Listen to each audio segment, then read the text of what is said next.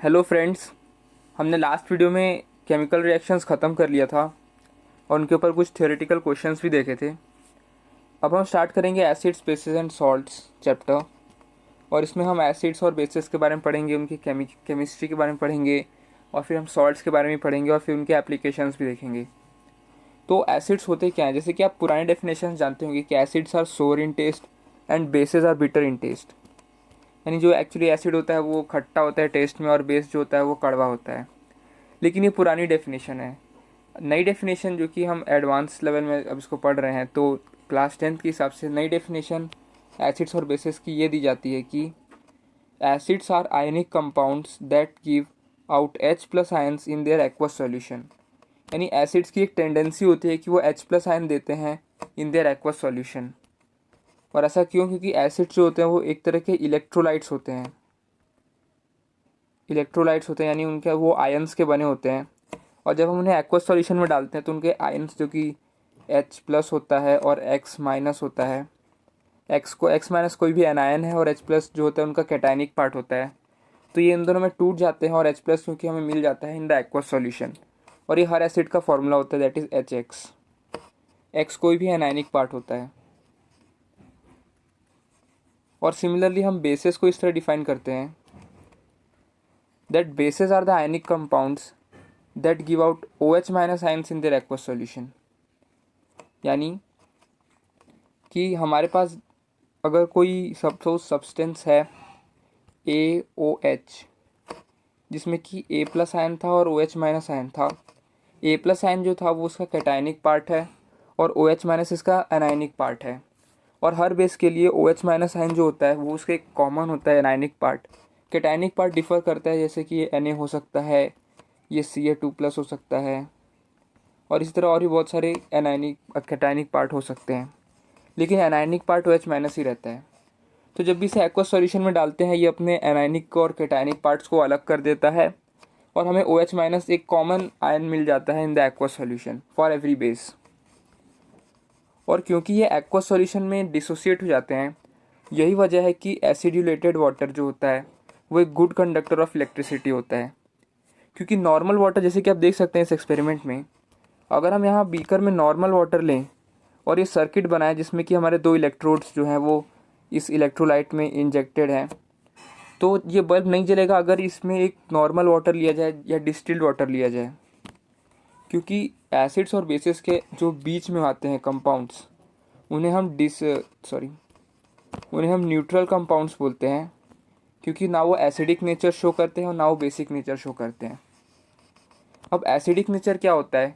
जैसे कि हम देख सकते हैं एसिड्स जो होते हैं, प्योर एसिड्स, वो H प्लस आयन देते हैं। तो हम एक तौर से कह सकते हैं कि ऐसे कंपाउंड जो कि एक इलेक्ट्रो पॉजिटिव आयन दे सकते हैं, उनकी टेंडेंसी होती है कि एक इलेक्ट्रो पॉजिटिव आयन दें, उन्हें हम एसिडिक नेचर के कंपाउंड बोल सकते हैं।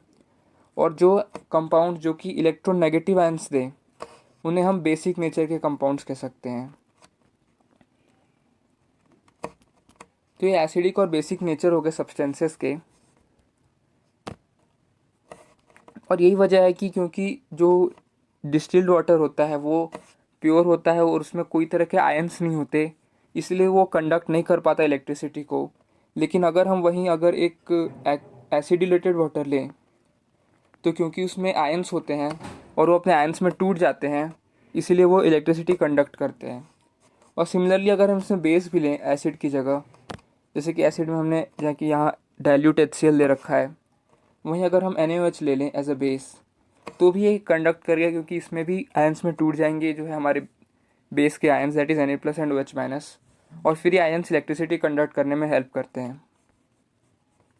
तो ये हो गया गाइज एसिड्स और बेसिस का मेन फंडा। नेक्स्ट हम चलते हैं इंडिकेटर्स पे। तो अगर हमें दो सब्सटेंसेस दे रखे हैं जिसमें कि एक एसिड है और दूसरा बेस, तो अब हम इन्हें टेस्ट कैसे करेंगे? लोग कहते हैं कि इसे हम टेस्ट कर सकते हैं, अगर ये सोर हुआ, ये बिटर हुआ, और यानी ये एसिड है, ये बेस है, वैसे ही। लेकिन हम हर सब्सटेंस को टेस्ट नहीं कर सकते। ऐसा इसलिए क्योंकि बहुत सारे सब्सटेंसेस एसिड्स जो होते हैं वो बहुत ही डेंजरस होते हैं, हार्मफुल होते हैं हमारे लिए। जैसे कि कॉन्सेंट्रेटेड H2SO4 जो कि एक बहुत ही हार्मफुल एसिड है, उसी तरह नाइट्रिक एसिड भी हमारे पास, दैट इज़ HNO3, ये भी काफ़ी हार्मफुल एसिड है। तो ऐसी चीज़ों को हम टेस्ट करके नहीं बता सकते, और वैसी चीज़ों के लिए हम इस्तेमाल करते हैं इंडिकेटर्स। ये इंडिकेटर्स ऐसे सब्सटेंसेस होते हैं जो कि एसिड्स या बेसेस में डालने पर अपने कलर्स को चेंज करते हैं डिफरेंटली, और इससे हमें पता चल जाता है कि जो सॉल्यूशन है वो एसिड है या बेस। तो इंडिकेटर्स दो तरह के होते हैं, एक है नेचुरल इंडिकेटर्स और एक होते हैं ऑल फैक्टर इंडिकेटर्स।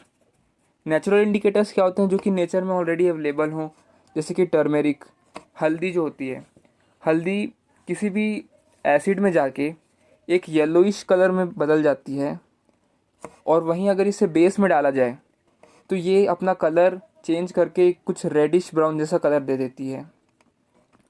इसी वजह से जब हल्दी के स्टेन को हम एक डिटर्जेंट से रब करते हैं तो वो अपना कलर, जो कपड़े में स्टेन पड़ जाते हैं हल्दी के, वो स्टेन चेंज होके कुछ रेडिश ब्राउन कलर आ जाता है, क्योंकि वहाँ इंडिकेशन होता है बेस का।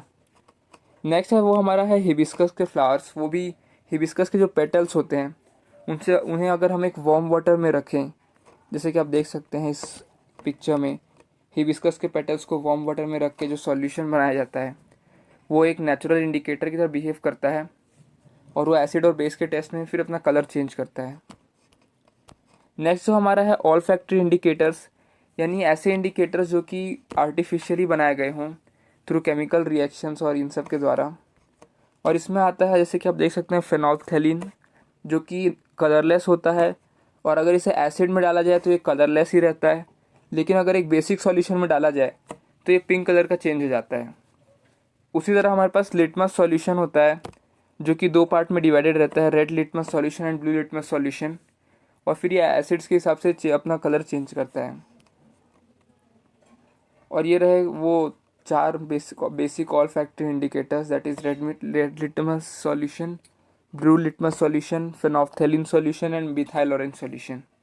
तो रेड लिटमस सॉल्यूशन, जैसे कि नाम बताता है कि ये रेड कलर का होगा इनिशियली। एसिडिक सॉल्यूशन में डालने पर ये रेड ही रहेगा इसका कलर, लेकिन बेसिक सॉल्यूशन में डालने पर अपना कलर चेंज करके ब्लू कर देगा, जो कि बताएगा कि सॉल्यूशन बेसिक है। नेक्स्ट ब्लू लिटमस सॉल्यूशन, जो कि ब्लू होगा, और इसे एसिड में डालने पर ये अपना कलर चेंज करके रेड कर देगा, बल्कि बेस में डालने पर यह कलर अपना सस्टेन रखेगा, दैट इज़ ब्लू।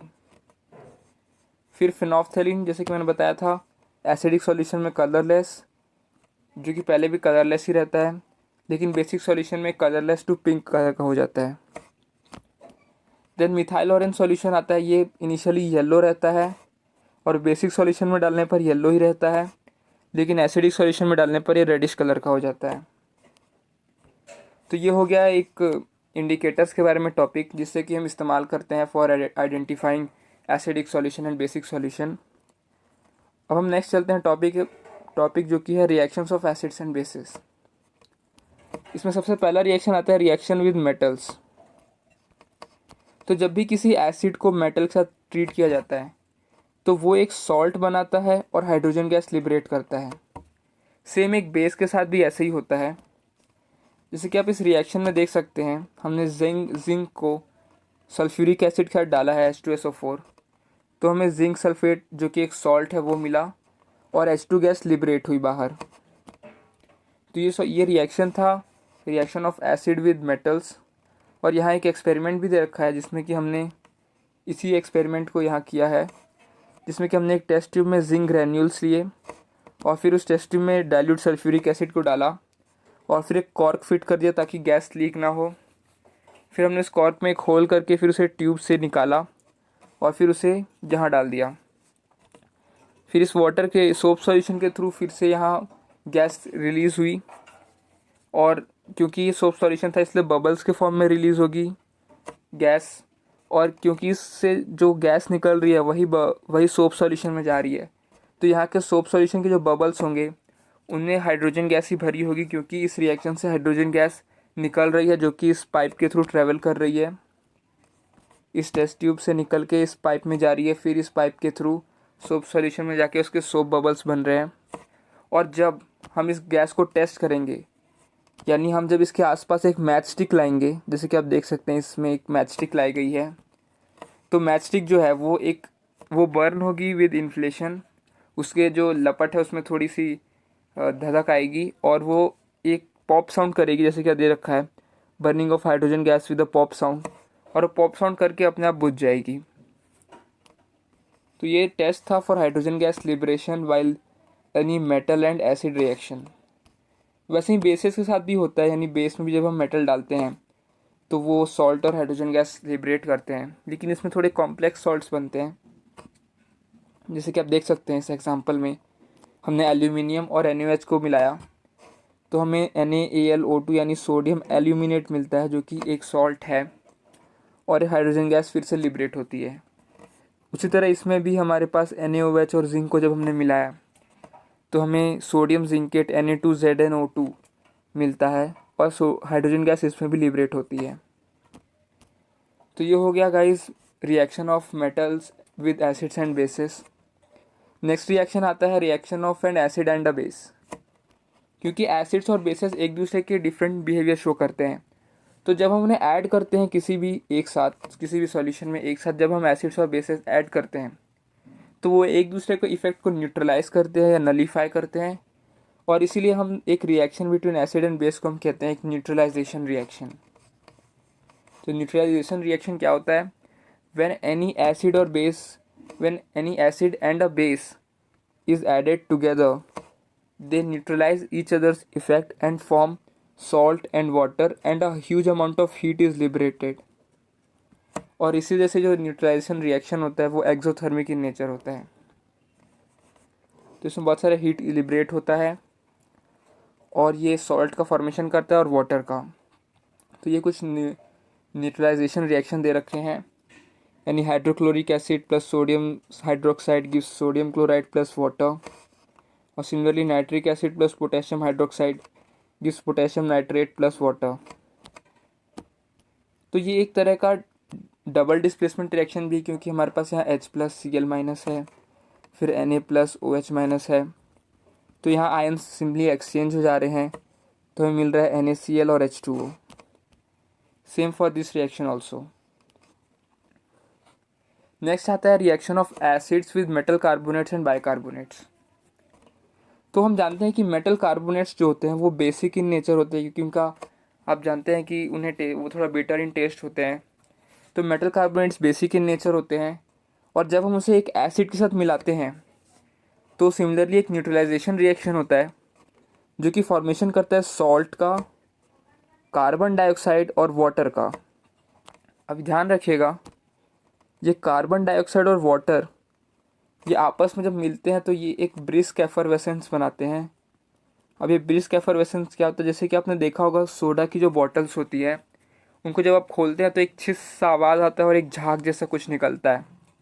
उसी चीज़ को हम कहते हैं ब्रिस्क एफरवेसेंस, यानी एक झाग जैसा कुछ और उसके साथ एक छिस सी जो एफरवेसेंस या एक फीलिंग होती है वो निकलती है उस सॉल्यूशन से।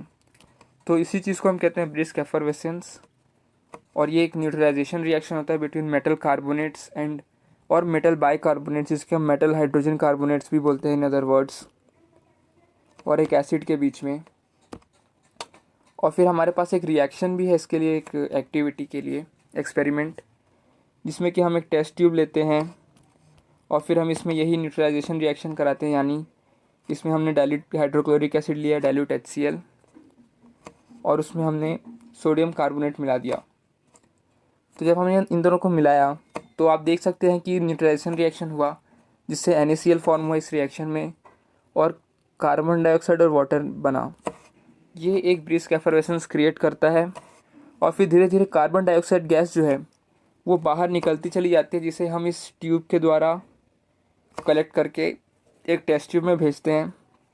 और इस टेस्ट ट्यूब में कैल्शियम हाइड्रोक्साइड सॉल्यूशन है, यानी COOH2, जैसे कि आप देख सकते हो इस रिएक्शन में। तो जब उसमें कार्बन डाइऑक्साइड गैस पास होती है तो कैल्शियम कार्बोनेट का फॉर्मेशन करता है, जो कि एक वाइट प्रेसिपिटेट होता है और वाटर फॉर्म करता है। तो ये एक टेस्ट हो गया हमारे पास कैल्शियम हाइड्रोक्साइड का, कार्बन डाइऑक्साइड का, बाय यूजिंग कैल्शियम हाइड्रोक्साइड। तो ये कंफर्म करता है कि कार्बन डाइऑक्साइड गैस रिलीज हो रही है, वाटर और सॉल्ट फॉर्मेशन हो रहा है, while the reaction of metal carbonates और metal bicarbonates। और अगर हम इसमें से यानी जो हमारा CaCO3 जो हमारा फाइनल सॉल्यूशन बना, अगर हम और फर्दर इसमें कार्बन डाइऑक्साइड एक्सेस में पास करते जाएं तो जो हमारा ये सब पूरा जो रिएक्टेंट्स है वो आपस में मिल जाता है और ये फॉर्म करता है कैल्शियम हाइड्रोजन कार्बोनेट या कैल्शियम बाइकार्बोनेट। और ये कैल्शियम बाइकार्बोनेट जो है वो वाटर में सॉल्युबल हो जाता है, यानी जो इनिशियली प्रेसिपिटेट बन रहा था वाइट, वो धीरे धीरे सॉल्युबल हो जाता है वाटर में और डिसअपियर हो जाता है। तो ये हो गया एक और reaction which is the reaction of metal carbonates and bicarbonates with acids. Next हम चलते हैं addition of acid slash base in water. तो जब भी हम, जैसे कि एक एक्सपेरिमेंट दे रखा है इनिशियली आपको, जिसमें आपने सोडियम क्लोराइड यानी NaCl लिया और उसमें आपने थोड़ा सा डाइल्यूट H2SO4 नहीं सॉरी कॉन्सेंट्रेटेड H2SO4 आपने इसमें ड्रॉप किया। जैसे कि आप देख सकते हैं आपने इसमें ड्रॉपर से इसमें ड्रॉप बाय ड्रॉप डाल रहे हैं कॉन्सेंट्रेटेड H2SO4। तो क्योंकि ये दोनों ही जो हैं वो ड्राई थे, यानी इसमें थोड़ा सा भी एक्वस सॉल्यूशन नहीं था, ये प्योर सोडियम क्लोराइड था NaCl, और उसमें हमने कॉन्सेंट्रेटेड H2SO4 डाला, यानी इसमें भी थोड़ा सा भी वाटर नहीं था। तो जो रिजल्टेंट हमारे पास सॉल्यूशन आता है वो आता है हमारे पास कुछ ऐसा कि Na2SO4 बनता है। इसको बैलेंस करेंगे थोड़ा, ये ट्वाइस ऑफ NaCl अगर आ जाए तो Na2SO4 plus twice of HCl बनता है। और ये जो HCl है ये वेपर्स के फॉर्म में होते हैं, यानी गैसियस स्टेट में होता है, और ये बाहर लिबरेट हो जाता है। जैसे कि आप देख सकते हैं इसमें फर्दर इसमें कॉर्क लगा दिया गया और फिर उसमें पाइप डाल दिया गया। तो ये फर्दर जो है ये HCl गैस जो है वो बाहर निकलता है। और क्योंकि इस रिएक्टेंट मिक्सचर में थोड़ा सा भी वाटर नहीं था तो HCl गैस जो है वो पूरी तरह से ड्राई है, उसमें थोड़ा सा भी वाटर वेपर नहीं है। तो जब हम उसके आसपास अगर एक ड्राई लिटमस पेपर लाएं, ध्यान रखिएगा HCl गैस हमारा इस रिएक्शन में ड्राई HCl गैस पास हो रहा है, और अगर हम उसके आसपास एक ड्राई लिटमस पेपर लाएं तो क्योंकि ना ही इसमें वाटर है और ना ही इसमें वाटर है, तो आप देख सकते हैं कि थोड़ा सा भी जो H+ आयन का डोनेशन है वो नहीं हो पाएगा, क्योंकि क्योंकि मॉइस्चर नहीं है, वाटर वेपर का थोड़ा सा भी कंटेंट नहीं है और ना ही वाटर का कंटेंट है। इसी वजह से H+ आयन बिल्कुल भी डोनेट नहीं हो पा रहा है बाय द गैस। इसी वजह से जो लिटमस पेपर है, क्योंकि वो भी एक ड्राई है, इसीलिए वो इस HCl गैस को डिटेक्ट नहीं कर सकता। If there is no water presence in the solution और इन द गैस। लेकिन वहीं इस एक्सपेरिमेंट में हमने मॉइस्ट लिटमस पेपर लाया इसके आसपास, यानी इसमें हमने थोड़ा सा वाटर का कंटेंट डाल दिया, और जब ड्राई HCl जो था वो इसमें आया, इससे रिएक्ट किया, तो इसके वाटर वेपर से उसने सबसे पहले रिएक्ट किया और H+ आयन दे दिया इन द वाटर। और इसी वजह से जो लिटमस पेपर था वो फर्दर इसके H+ आयन के डोनेशन को देखते हुए अपना कलर चेंज कर दिया फ्रॉम ब्लू टू रेड। और ये कंफर्म हो गया कि जो गैस निकल रही है वो एक HCl गैस है और वो ड्राई है। यानी एसिड जो होता है जब भी हम उन्हें एक वाटर में डालते हैं तभी वो H+ आयन डोनेट करता है, अदरवाइज़ वो नहीं कर पाता। और वही चीज़ यहाँ रिएक्शन के तौर पे लिखी हुई है कि HCl plus H2O gives H3O plus plus Cl minus. अब ये मैंने H+ क्यों नहीं लिखा और H3O प्लस क्यों लिखा, क्योंकि इसे हम कहते हैं हाइड्रोनियम आयन। जब भी H+ रिलीज होता है बाय एसिड तो वो अलोन नहीं रह सकता, अकेला नहीं रह सकता, वो फर्दर वाटर के साथ कंबाइन होता है, जैसे कि इस रिएक्शन में दे रखा है। वो फर्दर वाटर के साथ कंबाइन होकर H3O प्लस बनाता है और उसे हम कहते हैं हाइड्रोनियम आयन। तो ये था एसिड्स के बारे में उनका when they are added in water. अब नेक्स्ट चलते हैं कि जब बेसेस को वाटर में डाला जाता है तब OH माइनस अलोन रह सकता है और फर्दर डिसोसिएट हो जाते हैं, जैसे कि मैंने स्टार्टिंग में बोला था, they dissociate into K+ and OH minus. Similarly MgOH whole twice dissociates into Mg2+ and twice of OH minus. तो ये हो गया discussion of reaction of acids और बेसेस विद वाटर। अब एक और चीज़ दे रखी है कि मिक्सिंग एन एसिड और base with water results in decrease in the concentration of H3O+ और OH minus. Per unit volume, क्योंकि H3O प्लस और OH माइनस जब भी हम वाटर डाल रहे हैं उसमें, तो वो एसिड जो है वो कंप्लीट डिसोसिएशन शो कर रहा है और H3O प्लस जो है वो इसमें रिलीज़ होते जा रहा है, लेकिन हम इसका वॉल्यूम बढ़ाते जा रहे हैं सॉल्यूशन का।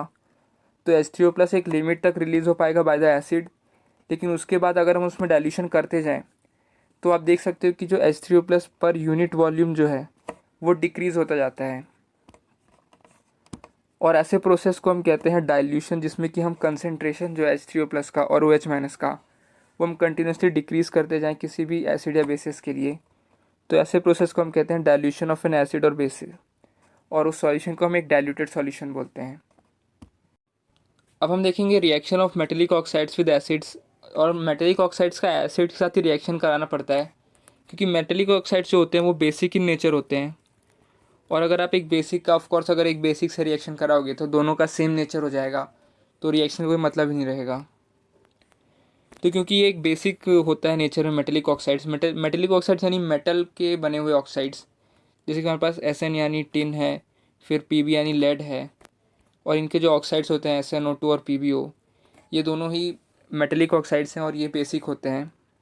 तो जब एक बेसिक नेचर का एक एसिडिक नेचर के साथ रिएक्ट करेगा तो ऑफकोर्स एक न्यूट्रलाइजेशन रिएक्शन होगा, जो कि यहाँ जनरल फॉर्म में दे रखा है कि metallic oxide plus acid gives salt plus water. और इन दो एग्जांपल से भी क्लियर है, क्योंकि SnCl4 अब PbCl2 बन रहा है सॉल्ट, और दोनों ही रिएक्शन में वाटर हमारे पास बन रहा है। यानी जब भी मेटल ऑक्साइड एक एसिड से रिएक्ट करता है तो न्यूट्रलाइजेशन होता है और सॉल्ट और वाटर बनता है। नेक्स्ट है reaction of non metallic oxides with base. Non metallic oxide जो होते हैं वो एसिडिक इन नेचर होते हैं, they are acidic in nature. तो जब एक एसिडिक नेचर का एक बेसिक नेचर से रिएक्ट करेगा तो फिर से एक न्यूट्रलाइजेशन होगा, और जो कि इस जनरल फॉर्म में दे भी रखा है कि non metallic oxide plus base gives salt plus water. तो जैसे कि आप देख सकते हैं इसमें भी कि SO2 plus NaOH gives Na2SO3 plus H2O, जो कि Na2SO3 एक सॉल्ट है और वाटर फिर से बन रहा है इसमें। और भी बहुत सारे एग्जांपल्स होते हैं ऐसे ही हमारे पास।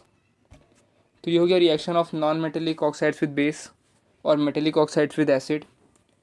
हम कुछ क्वेश्चंस देखते हैं। पहला क्वेश्चन कहता है, why should curd and sour substances not be kept in brass and copper vessels. क्योंकि कर्ड और सोर सब्सटेंसेस जो होते हैं वो एसिडिक होते हैं, और इसी वजह से जब उन्हें ब्रास या कॉपर के कोई मेटल के वेसल में रखा जाएगा तो मेटल के साथ रिएक्ट करेंगे एसिड्स, और वो H2 गैस रिलीज़ करेंगे, हाइड्रोजन गैस, और वो इंटर्न सॉल्ट फॉर्म कर देंगे, जो कि हार्मफुल होगा समवॉट उसके स्टोरेज के लिए, वो सब्सटेंस के लिए।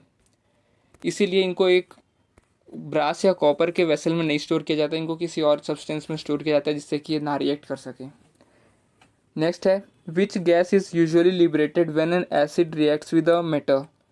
तो एसिड जब एक मेटल के साथ रिएक्ट करता है तो हमेशा हाइड्रोजन गैस लिबरेट होती है, जैसे कि हमने देखा था। और नेक्स्ट क्वेश्चन है, illustrate with an example how will you test for the presence of this gas.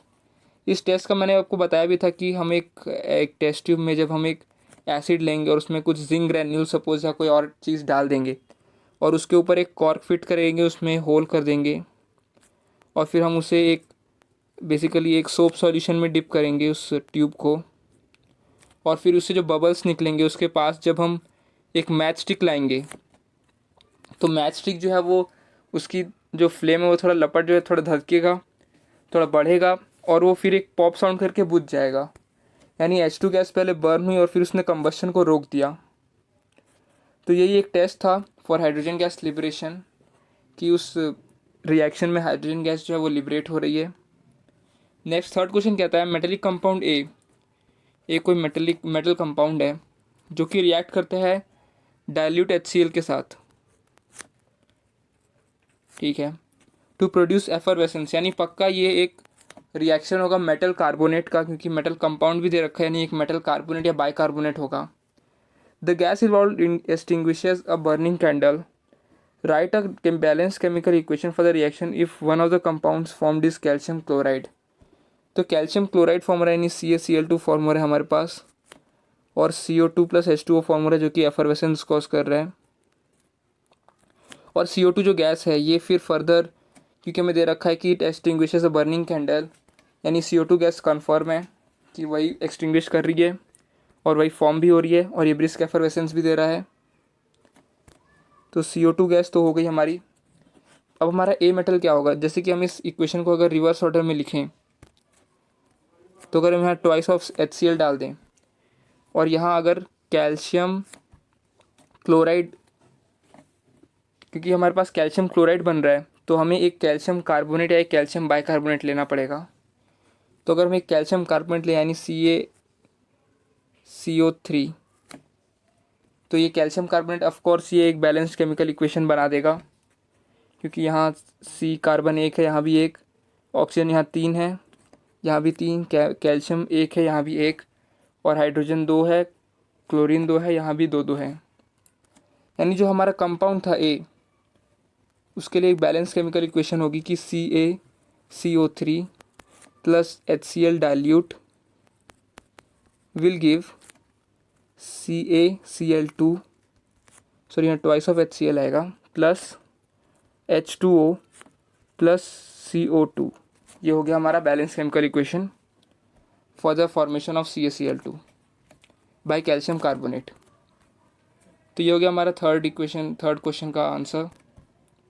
Next आता है why do HCl HNO3 etcetera show acidic characters in aqueous solutions while solutions of compounds like alcohol and glucose do not show acidic character. ऐसा इसलिए क्योंकि पहला HCl और HNO3 जो हैं वो आयनिक कंपाउंड्स हैं, वो एक इलेक्ट्रोलाइट की तरह बिहेव करते हैं। When they are dissolved in aqueous solution वो अपने आयंस में टूट जाते हैं और फर्दर वो उस सॉल्यूशन में अपने एसिडिक या बेसिक एसिडिक कैरेक्टर को शो करते हैं। लेकिन वहीं अल्कोहल ग्लूकोज ये आयनिक कंपाउंड्स नहीं हैं, इनके बारे में हम फर्दर डिटेल में स्टडी करेंगे। ये आयनिक कंपाउंड्स नहीं हैं और ये जो एक्वस सॉल्यूशन है उसमें वो अपने आयंस में टूटते नहीं हैं, इसी वजह से ये एसिडिक कैरेक्टर शो नहीं करते।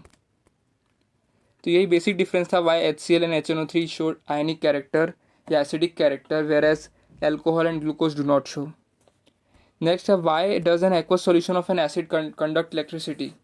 ऐसा इसलिए क्योंकि अगर मैं कोई भी एसिड लूँ, सपोज HCl, उसको अगर मैं एक्वस सॉल्यूशन में डालूँ तो वो क्योंकि आयंस में टूटता है H+ और OH, H+ और Cl- में, और यही आयंस फर्दर कंडक्ट करने में हेल्प करते हैं इलेक्ट्रिसिटी जो कि उससे पास की जाती है।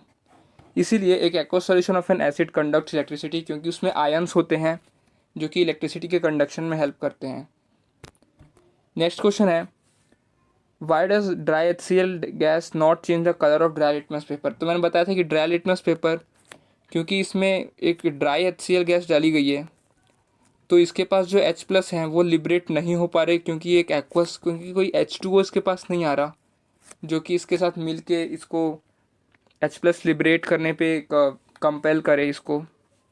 इसीलिए जब ड्राई लिटमस पेपर इसके पास लाया जाता है तो क्योंकि ना ही H+ कोई लिबरेट होता है, इसलिए लिटमस पेपर जो है वो अपना कलर चेंज नहीं कर पाता, क्योंकि वो डिटेक्ट नहीं कर पाता कि किस तरह का आयन ये कंपाउंड या ये गैस रिलीज कर रहा है।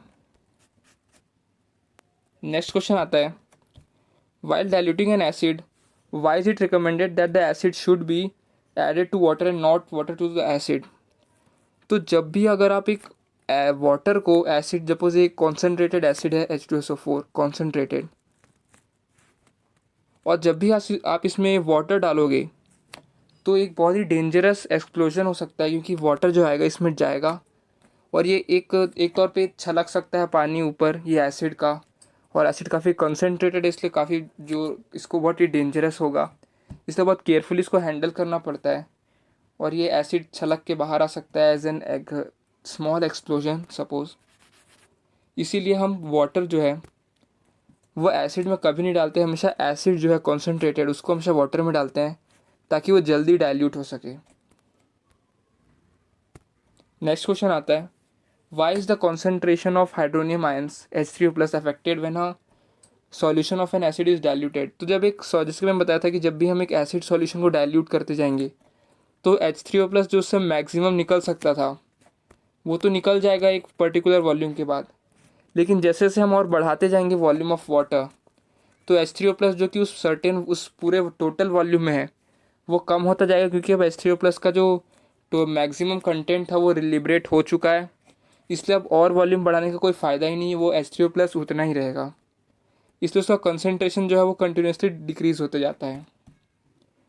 और सिमिलरली अगर हम OH माइनस हाइड्रोक्साइड आयंस को अगर देखें, अगर हम सोडियम हाइड्रोक्साइड को NaOH को अगर हम डाइल्यूट करते हैं तो OH माइनस अपने मैक्सिमम कंटेंट में निकल जाएगा, लेकिन उसके बाद भी इसका वॉल्यूम इंक्रीज़ होता रहेगा, जिसकी वजह से एक फिक्स्ड OH माइनस के आयंस के अमाउंट में ज़्यादा वॉल्यूम आएगा, इसलिए इसका कंसनट्रेशन जो है वो डिक्रीज़ होता जाएगा। तो ये हो गया हमारे पास कुछ थियोरेटिकल क्वेश्चंस। अब हम चलते हैं हमारे नेक्स्ट टॉपिक पे, जो कि है strength of acids and bases. तो एसिड और बेसिस की स्ट्रेंथ किस बात पे डिपेंड करती है कि वो H+ और OH माइनस आयंस कितने आराम से दे सकता है और कितना ज़्यादा दे सकता है। फॉर अ पर्टिकुलर क्वांटिटी वो कितना ज़्यादा H+ आयंस और OH माइनस आयंस दे सकता है और कितना ईज के साथ। और इसी चीज़ को हम मेजर करते हैं थ्रू pH स्केल। तो pH स्केल क्या होता है? pH स्केल का फुल फॉर्म होता है पावर ऑफ हाइड्रोजन। यानी एक किसी भी एसिड या किसी भी सब्सटेंस सपोज उसकी H+ आयन देने की टेंडेंसी कितनी ज़्यादा है उसको मेजर करता है pH। और जैसे कि यहाँ दे रखा है that pH measure ranges from 0 to 14, यानी pH का जो मेजर होता है वो 0 से 14 के बीच में रेंज करता है। और कोई भी सब्सटेंस जितना ज़्यादा H+ देगा उसकी pH वैल्यू उतनी ही कम होती जाती है, और जितना कम H+ देगा उसकी वैल्यू उतनी ही बढ़ती चली जाती है। और जैसे कि यहाँ भी लिख भी रखा है कि as pH value increases acidic character decreases, और जैसे जैसे pH वैल्यू कम होगी एसिडिक कैरेक्टर बढ़ता जाएगा।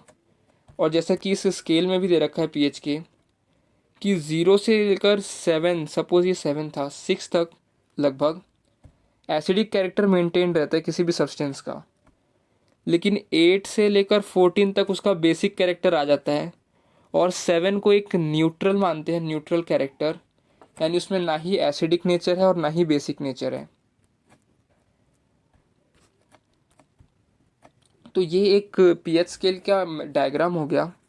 और एक pH पेपर आता है हमारे पास जो कि जिस भी सॉल्यूशन में डालें तो वो इस टाइप का कलर शो करता है, जो कि उसके pH वैल्यू को बताता है। यानी अगर वो रेड है तो उसकी वैल्यू 0 के अप्रॉक्सीमेटली है, यानी वो बहुत ज़्यादा एसिडिक है। अगर हम एक pH पेपर को एक एसिडिक सॉल्यूशन में डालें और उसकी वैल्यू अगर उसकी कलर रेड हो जाए मतलब वो सॉल्यूशन बहुत ही स्ट्रॉन्ग एसिड है। और वहीं अगर उसका पीला रंग या ऑरेंज रंग आए मतलब वो थोड़ा कम एसिडिक है, और उसका ग्रीन होते जाए मतलब वो न्यूट्रल की तरफ जा रहा है। और सिमिलरली अगर वो ब्लू होता जाए मतलब वो एक बेसिक है, और फिर धीरे धीरे पर्पल से फिर वायलेट कलर का हो जाए इसका मतलब वो एक बेसिक नेचर बहुत ही स्ट्रॉन्ग बेस है। तो ये pH पेपर का एक मेजर हो गया विच मेजर्स pH। अब ये कुछ दे रखा है हमारे पास एक कुछ एग्जांपल कि pH ranges for different acids. तो गैस्ट्रिक जूस का जैसे कि आप देख सकते हैं, यानी हमारे जो स्टमक में जो जूसेस निकलते हैं गैस्ट्रिक जूसेस, उनका जो pH होता है वो 1.2 होता है, यानी वो बहुत ही स्ट्रॉन्ग एसिड होते हैं हमारे स्टमक के। फिर लेमन जूस जो होता है वो 2.2 होता है, यानी वो थोड़ा कम एसिडिक होता है, यानी मॉडरेटली एसिडिक। फिर प्योर वाटर का pH 7.4 होता है, प्योर वाटर और ब्लड का, यानी ब्लड एक तरह का बेसिक सॉल्यूशन है क्योंकि वो न्यूट्रल पॉइंट से थोड़ा ज़्यादा है, तो blood as a basic solution behave करता है। देन मिल्क ऑफ मैग्नीशिया का 10 यानी एक एसिडिक है। और जो सोडियम हाइड्रोक्साइड है जैसे कि आप देख सकते हैं उसका 14 है, अबाउट 14, यानी बहुत ही ज़्यादा स्ट्रॉन्ग बेस है। तो हम स्ट्रॉन्ग एसिड्स और वीक एसिड्स को इसी बेस पे क्लासीफाई करते हैं कि उनका pH कितना ज़्यादा है या कितना कम है। तो किसी स्ट्रॉन्ग एसिड का pH बहुत ही कम होता है, नियरली टेंडिंग टू 0, और एक मॉडरेटली या एक वीक एसिड का जो pH होता है वो टेंडिंग टू 7 होता है, अप्रॉक्सीमेटली नियर 4 to 7 अप्रॉक्सीमेटली। वहीं अगर एक स्ट्रॉन्ग बेस है तो उसका pH 14 के अप्रॉक्सीमेटली टेंड कर रहा होगा या जा रहा होगा। और वहीं अगर एक मॉडरेटली बेस है या एक वीक बेस है तो वो 7 to 11 के बीच में होगा करीब। और वहीं यहाँ एक टेबल दे रखा है हमें for different acids and their strength.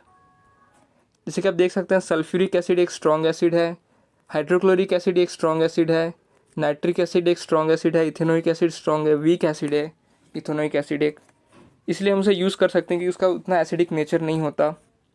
Similarly methanoic acid भी एक वीक है, और ऐसे ही करते करते बहुत सारे हैं। फिर हमारे पास बेरियम हाइड्रोक्साइड जो कि एक स्ट्रॉन्ग बेस है, पोटेशियम हाइड्रोक्साइड KOH जो कि एक स्ट्रॉन्ग बेस है, सिमिलरली सोडियम हाइड्रोक्साइड भी एक स्ट्रॉन्ग बेस है। तो ये कुछ एग्जांपल्स हो गए हमारे पास स्ट्रॉन्ग एसिड और बेस की। इनको इस टेबल को याद रखिएगा क्योंकि ये आ सकता है, कभी काम में आ सकता है ये। अब हम देखते हैं the importance of pH in everyday life, क्योंकि हमने देख लिया कि पीएच जो है वो एसिड के स्ट्रेंथ को डिटरमाइन करने में मदद करता है और बेस के भी। तो इसके कुछ प्रैक्टिकल लाइफ एप्लीकेशंस होते हैं कि pH level maintenance in animals and plants. तो इसका मतलब क्या है कि जो हमारा बॉडी है, हमारा ब्लड और ये सब है, वो एक पर्टिकुलर रेंज ऑफ पीएच में ही वर्क करता है एफिशिएंटली।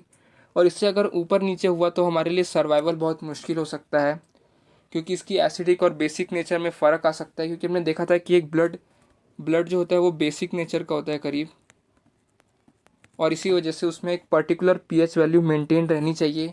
अगर इससे कम ज़्यादा हुआ तो हमारा ब्लड जो है उसका नेचर अफेक्ट हो सकता है और हमारी बॉडी फंक्शनिंग्स भी अफेक्ट हो सकती हैं।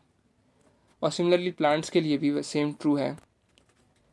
और हम जानते हैं कि जो हम केमिकल्स रिलीज़ करते हैं इन द वाटर, वो अगर उनका वाटर का जो है पीएच लेवल अगर बढ़ा देता है तो डेफिनेटली वहाँ रहने वाले एक्वेटिक एनिमल्स को बहुत ही हार्म हो सकता है, जिसकी वजह से, क्योंकि वाटर का जो पीएच है वो बढ़ घट रहा है, इसीलिए वहाँ के एक्वेटिक एनिमल्स अपना पीएच मेंटेन नहीं कर पाते और वो अक्सर मर जाते हैं।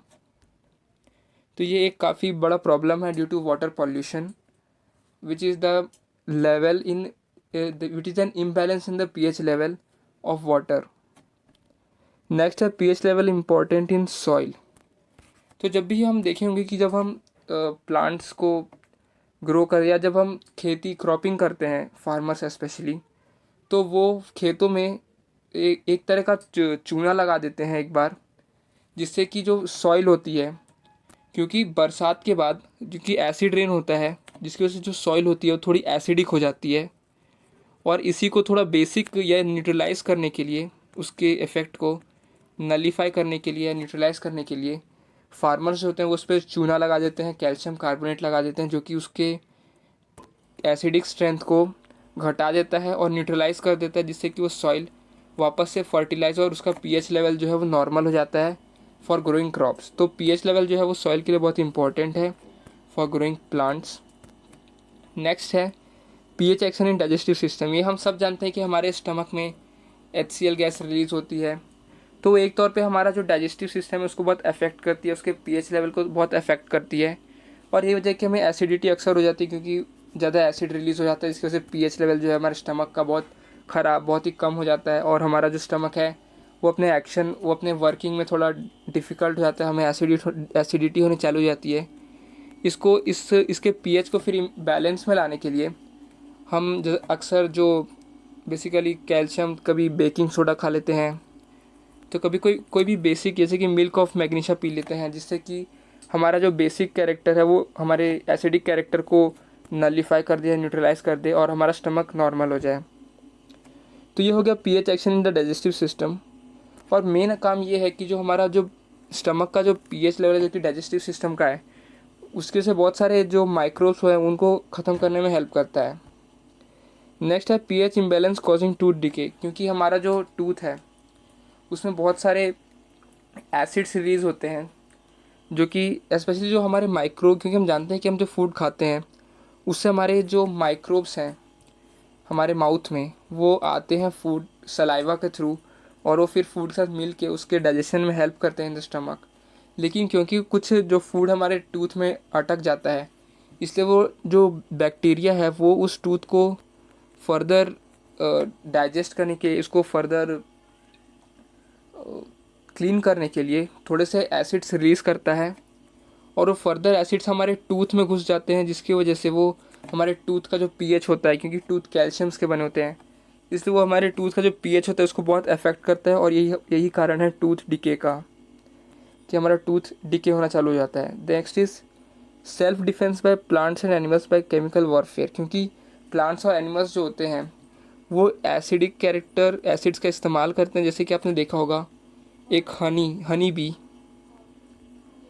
बी जो होती है वो अपने डंक जो होता है उसमें फॉर्मिक एसिड मिलता है। सिमिलरली एंड्स के जो डंक होता है, स्टिंग्स, उसमें भी हमें फॉर्मिक एसिड मिलता है, जो कि उनको हेल्प करता है फॉर क्या सेल्फ डिफेंस और फर्दर इनको फर्दर इनके लाइफ में भी इनको प्रोटेक्टेड रखता है, और बाकी सब चीज़ें की फूड इकट्ठा करना और ये सब में हेल्प करता है। तो ये हो गया एक self defence mechanism for by using pH. Next है हमारे पास कुछ एग्जांपल्स दे रखे हैं of natural acids in our world. Acetic acid जो कि हम जानते हैं वो विनेगर में मिलता है। सिमिलर सिट्रिक एसिड ऑरेंज में मिलता है। टार्टरिक एसिड हमें टैमरिंड में मिलता है। ऑक्सैलिक एसिड हमें टोमेटो में मिलता है। वैसे लैक्टिक एसिड जो होता है, क्योंकि हम जानते हैं वो हमें कर्ड में मिलता है, इसलिए कर्ड एक एसिड है।